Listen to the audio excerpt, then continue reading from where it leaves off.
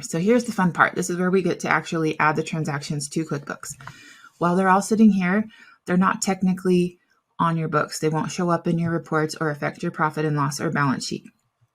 So once we go through this process of adding them, that's when they're actually a part of your company data. Now it's important to note that when we're recording transfers between accounts, or even from our checking account to pay a credit card, for example, that we have those transactions match each other. So you can see here that there is $1,600 out of our checking account. And if I were to go to the savings account, I see $1,600 into our savings account on the exact same day. So we know that those are the same transaction, just showing up as a deposit on one side and money out on the other. So I'm going to go ahead and record that as a transfer. I'm here in the savings account. Recording that as a transfer, I will click add. And now if we go to the checking account, it's no longer there because it's already matched it and added it on this side. Here I have a deposit from Stripe. That is income.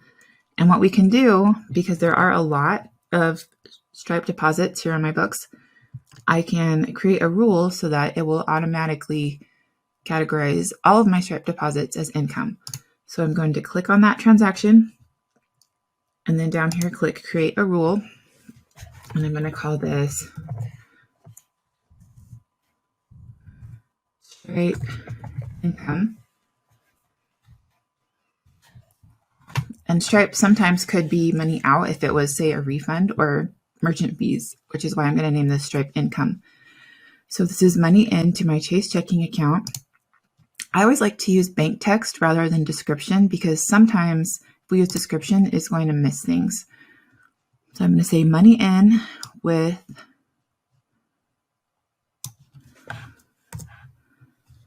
the name, with this text right here. I'm going to call this a deposit. The account will be sales, and my payee is going to be Stripe. So now I have to add Stripe as a payee because it isn't already in QuickBooks. So I'm going to go to add new, and I'm just going to call it Stripe. That's great. So I'll click save. And then I usually get rid of this here and let it import whatever description is already coming in from the bank. Now here, this auto add button is going to, if it's clicked on, it's going to automatically categorize any Stripe deposit as income. If it's turned off, then we have the option to review it before it gets added to the books. So I'm going to go ahead and turn that off and click save. Okay, so you can see now that the Stripe deposit is being categorized as sales. Another thing that we'll want to make sure is that this box is checked, copy bank detail to memo. And what that does is just allows us to be able to view whatever the bank detail was when we open any transaction that was imported through the bank feeds.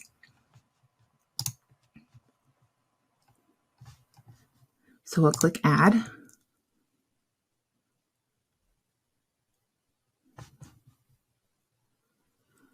Now we can see that not all of our Stripe deposits were included in that rule, which is great. I'm going to show you how to edit a rule. So if we go to rules here, I'm going to click edit. And I think I just want to get rid of that extra text there. Click save. And go to your bank transactions. And there we go. So now they're all here. There will sometimes be cases where you need to update a rule, edit the text so that it includes more things.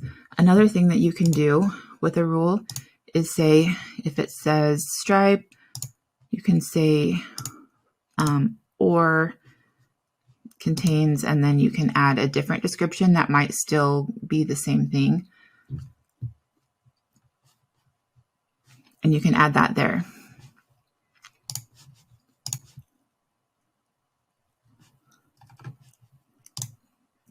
So I'm going to go ahead and add these deposits that are all Stripe deposits.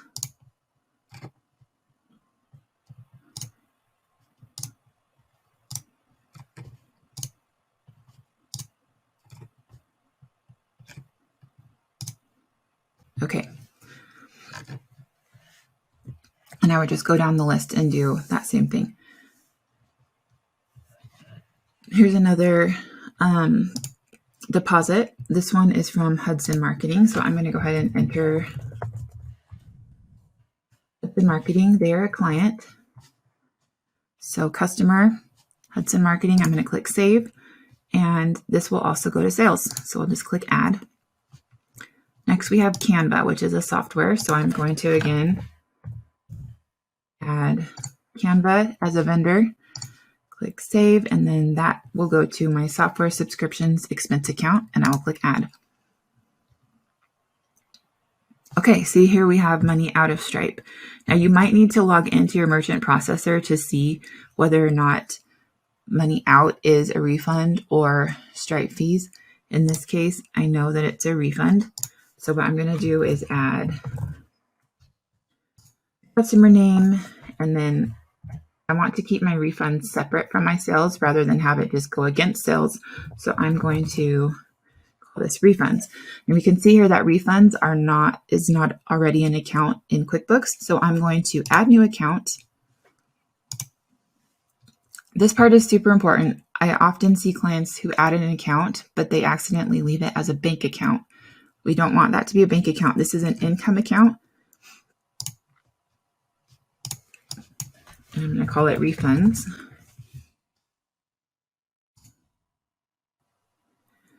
Save and close. Even though it's money out, I'm still calling it income because it's just negative income technically, right? It's a refund. So we'll go ahead and add that and keep going.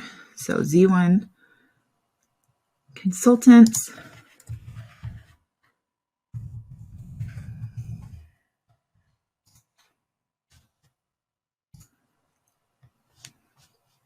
And they are a consulting firm that we hired. So I'm going to leave that as legal and professional and click add.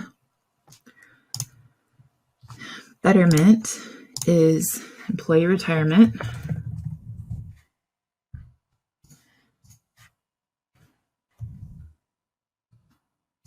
I call that employee benefits and click add.